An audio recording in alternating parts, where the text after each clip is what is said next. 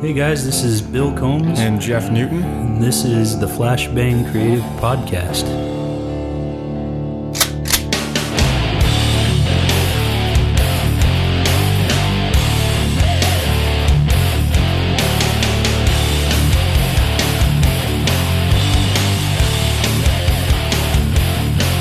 Hey everybody, we're back.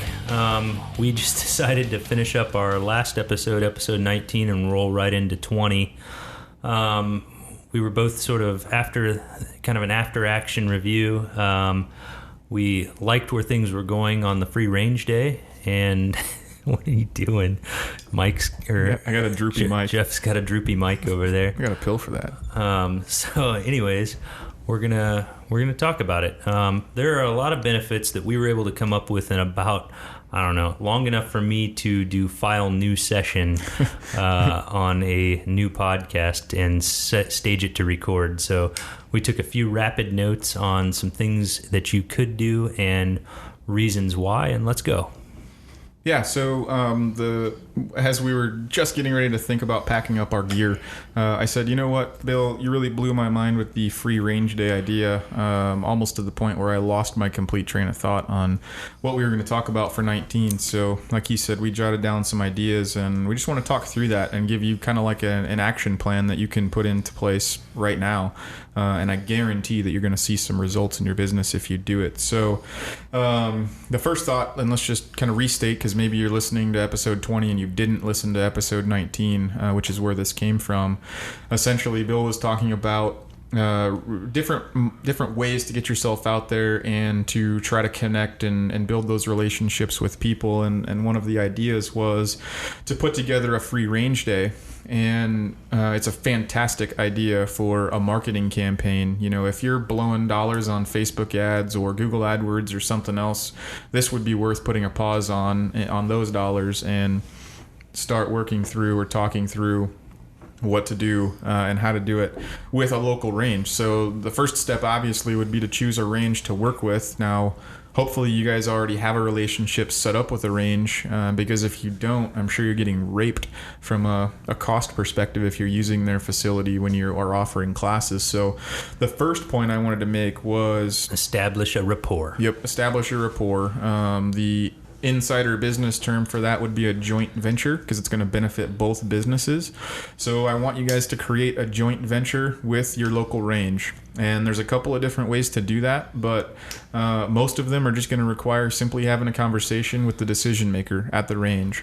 And there's a couple of different ways to approach it. And you got to remember, the reason it's a joint venture is it's going to benefit them too. So for you and for your customers, the initial value is you're going to be comping their range time, but it isn't them just come in and you've rented out the entire range and they're going to show up and blow through whatever they wanted and then walk away.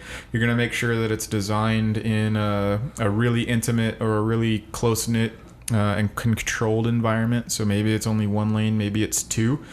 And perhaps you have, kind of a sign-up sheet for blocks of instruction. Maybe it's 15 minutes per student that it's one-on-one instruction with you and them to work on whatever skills they happen to feel like they want to work on.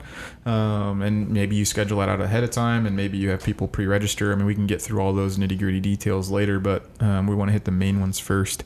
So establish the joint venture. And let's say you're totally bootstrapped. You don't have any dollars whatsoever. The two things that Bill and I came up with to address that point right away are point number one, be willing to put in the effort. What we mean by that is things like, ranges have needs, right? They've got part-time employees, they've got full-time employees to take care of some of those tasks. One of the ones that Bill had was policing brass. So maybe you volunteer to police their brass for that day, that night, that week, a couple times a week or something. And maybe you can get away with getting the brass too if you did police it. But nonetheless, be willing to put in the effort, put in the value, and give them something of value to really sweeten the deal and have them feel like it's going to be a win-win for you to bring people into their range. Well, if it's a new relationship, the other thing you could do is negotiate terms based on bodies. So say 1 to 5 bodies is at this rate, 5 to 10 bodies is at this rate per student, and so on and so forth. So you can build that initial rapport and say, hey, if I bring this many people in, can I get it at this rate? It's business. It's negotiating. Right. You go to them and drive a hard number. They're going to counter. But, there's no... You're not insulting them. You're offering to bring people into their range who might not be current customers. And that's how you need to position yourself, is explain to them, look, I have my own marketing budget. I've got my own social media. I've got my own means of driving new students into this into the firearms community, and you can capitalize them just as much as I can. So if you position it in that way, they're probably going to listen to you. Well, and both of you have some form of an audience already, right? So back to the joint venture piece, you need to make sure that you make the recommendation that you guys both build this event up. So if you could, co-market would be the other term that it's used for, co-marketing dollars. They need to be pushing out on their social media channels that, Instructor Bill from Acme Firearms Training is going to be here on next Thursday with blocks of personalized one-on-one instruction between the hours of whatever and whatever.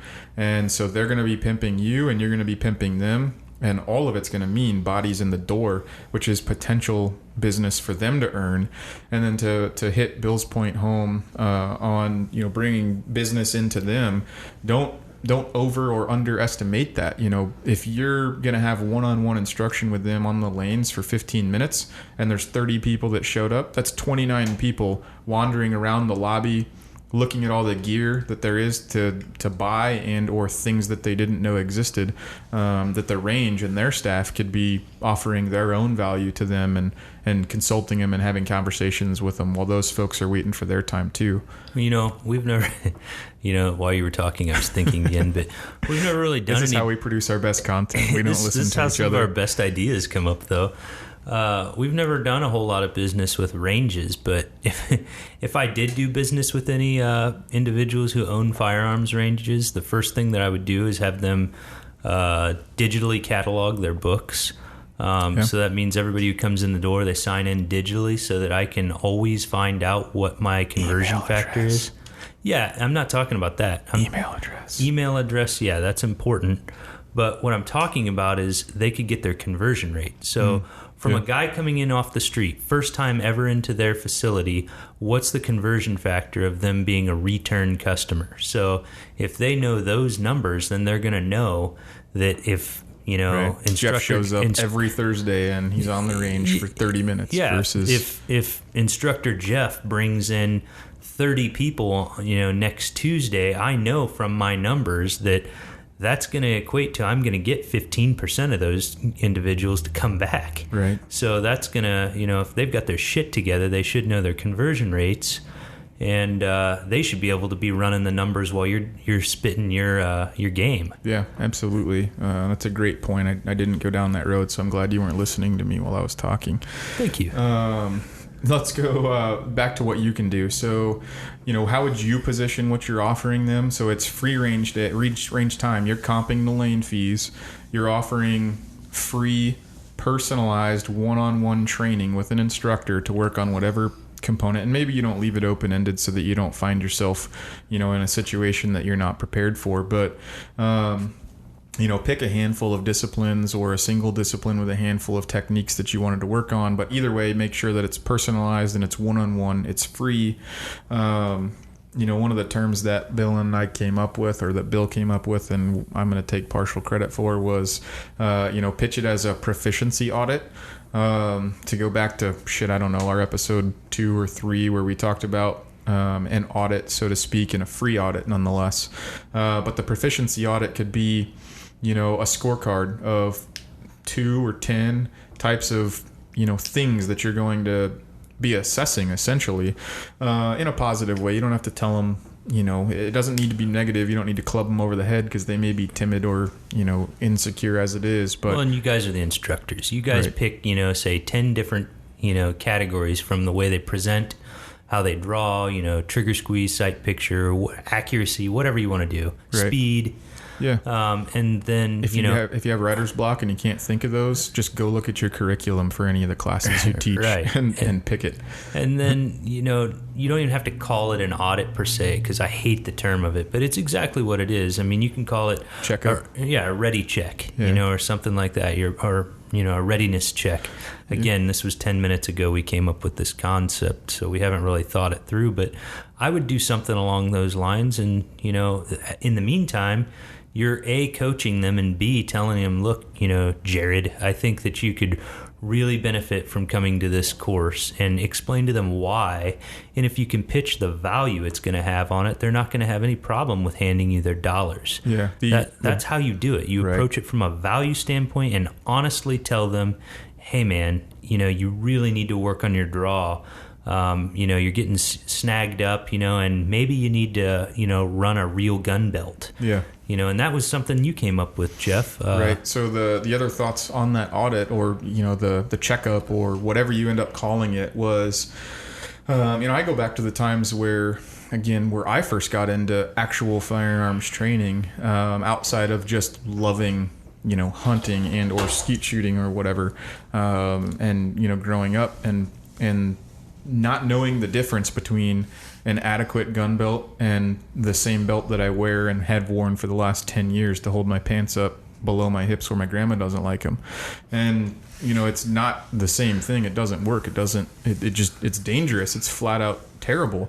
But until an instructor was nice enough to let me try their belt at one of the trainings I attended early on, that I realized the complete difference in everything else from wearing one. So, maybe you find kind of a mid-range size that's going to fit most people, or just punch extra holes in the damn thing and buy a big one. Or just buy it, pony up the dollars. This is a business. You're going to have to sacrifice some dollars.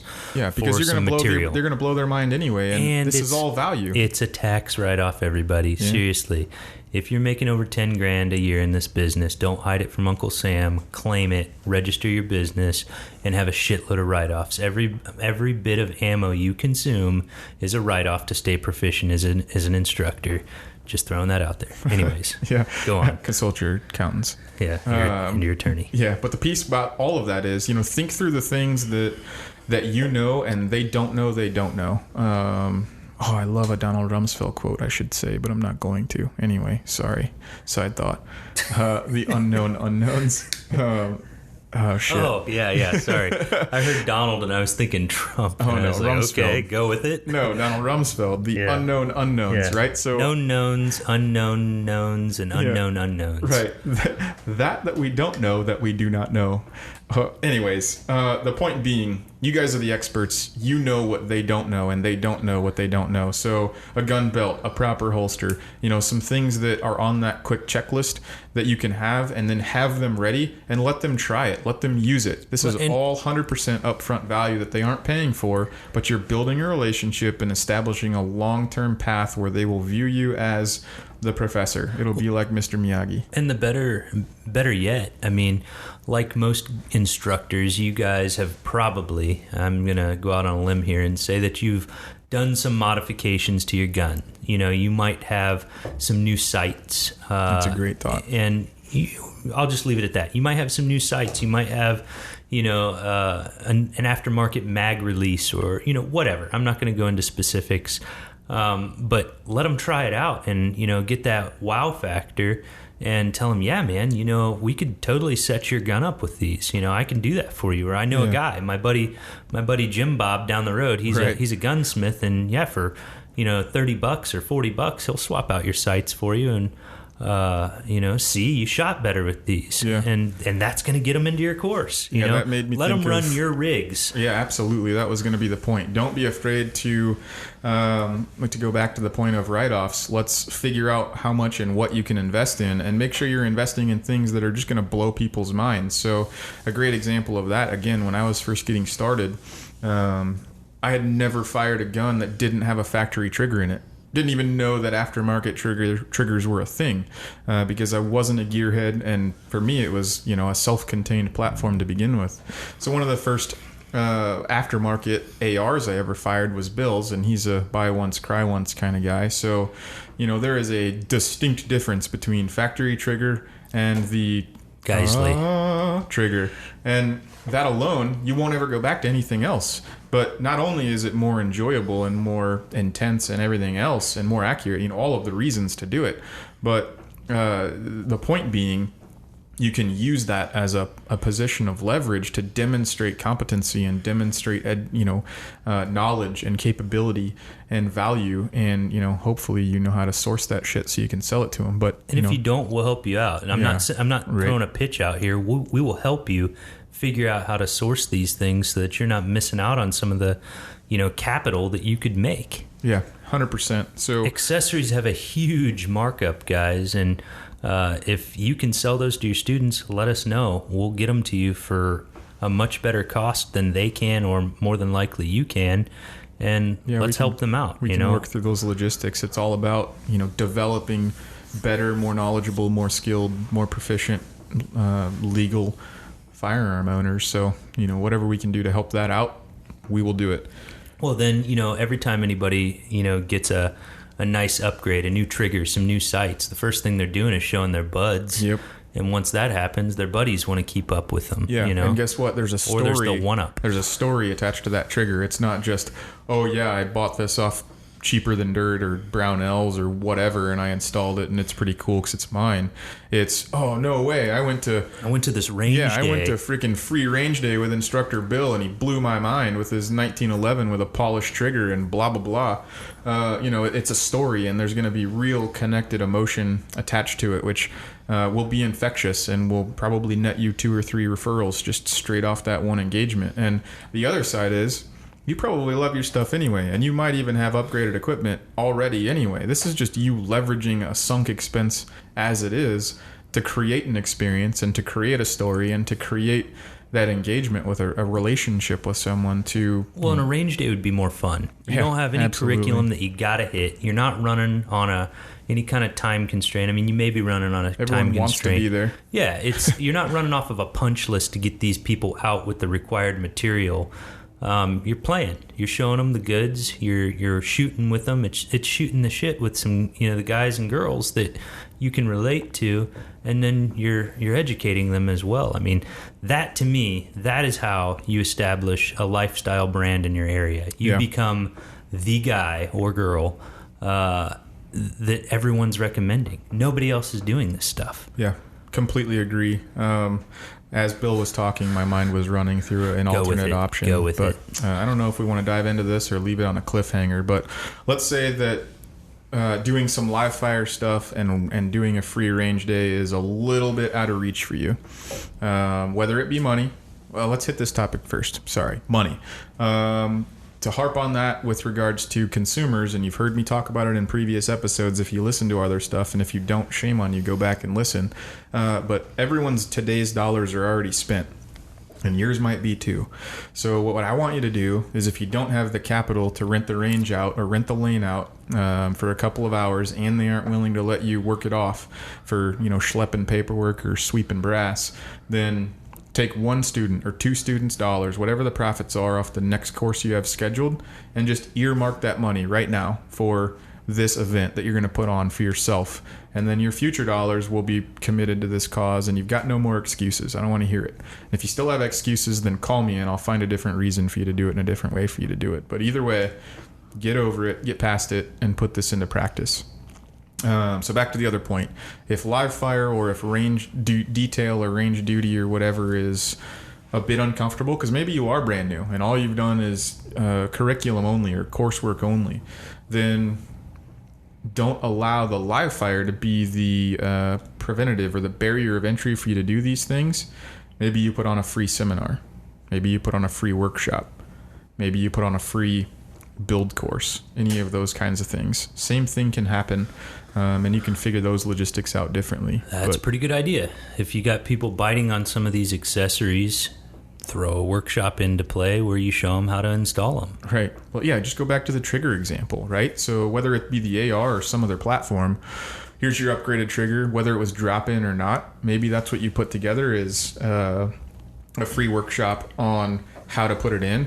And because you aren't going to be manufacturing anything or assembling an upper and a lower, I mean, you guys know the laws, so whether you're an FFL or not, you could be just doing some essentially demo armorer type stuff legally, where they pre-purchase their triggers and you just have it set up with some tools for them to be able to get it installed correctly with a little bit of assistance. Well, what if you do this? I was thinking while you were talking again. Drum roll, please. So say you establish a relationship, which you should always be doing. I mean, that's just networking with an armorer. Let's say you don't have the skills or the tools required to, change out the sights on several different types of guns. I mean, you don't know if these guys are running Springfield, Smith & Wessons, Glocks, HK, whatever. You might not have all of the necessary tools. Well, maybe your buddy that in town, he does. So maybe you get with the people in your class and say, hey, how about we do another range day, next month, same time next month, and I'll bring my buddy, Leroy, I like to just make up names, who he's an armorer, and then just pay Leroy, give him $100. Yeah. There's your marketing budget for that month also. Pay him $100 to come out, give him some beers, whatever you got to do, and have him throw on these people's sights for them and sight them in while they're there on a range day the following month. Because again, that's getting them to come back. And the more you get FaceTime with these people, the more they're going to buy into your brand. I mean, hell, set up a joint venture, not to cut you off. Set up a joint venture with Leroy. Leroy offers a shitload of services for gunsmithing. Yeah, so and if they're just now interested in the first upgrade, you can be damn sure that Leroy is going to have 5 other recommendations for that same. People who I refer get 15% off or something like that. And then likewise, while Leroy's swapping out those sites for that one person, if you got 5 others there that came, you can be working them and talking to them and finding out what they need and, pumping the value. And they're going to be seeing these other people getting new sights thrown on their guns and wondering, well, what the hell? I want new sights now. Right. That's the way the game is played. I mean, I've said this for a long time, and that's that the gun industry is like the golf industry, and that's that the people who pay money. I mean, they're spenders. And so I would capitalize on that. I would use every opportunity to capitalize on it. And, if you really think about it, think about I don't know what a good example is, but like a local hot rod shop or motorcycle shop, those are all also lifestyles. Yeah. Well, think about the ones that you can really associate with. Chances are that those are the places where customers or people just go in and shoot the shit with the guys at the shop. And that gets them to buy in. They only go to that shop because they've got more FaceTime. They've built trust. They've built a rapport. They're on first name basis. That's what you want with your customers. It's like I've said all along, it's not hit it and quit it. It's re-engage, re-engage, re-engage. But it's not just for the sake of, engaging with them so that you can convert the numbers. That's not the goal. The goal is to establish a real value-added relationship where you are, essentially like their mentor. You're getting them up to speed. You're getting them up to the standard. You want them to meet the standard. Always promote something like that. Promote a standard where, you're not ready until you can do this or that or the other thing. I mean, give them something to achieve, give them a milestone. And then once they get there, then you say, now you got to do this. Now apply this. And people like that. People like goals. People like milestones. And then once they hit that milestone, they want another challenge. Challenge your students. Yeah, because then they're going to find accomplishment. And I can't top that, and I also don't need to get the last word. So with that, episode 20 in the books. Thanks for sticking around. Hope you come back next week. See you guys. You can edit the see you guys out. I don't want the last word. To find out more, you can find us on Facebook at Flashbang Creative, or you can visit us on our website at flashbangcreative.us.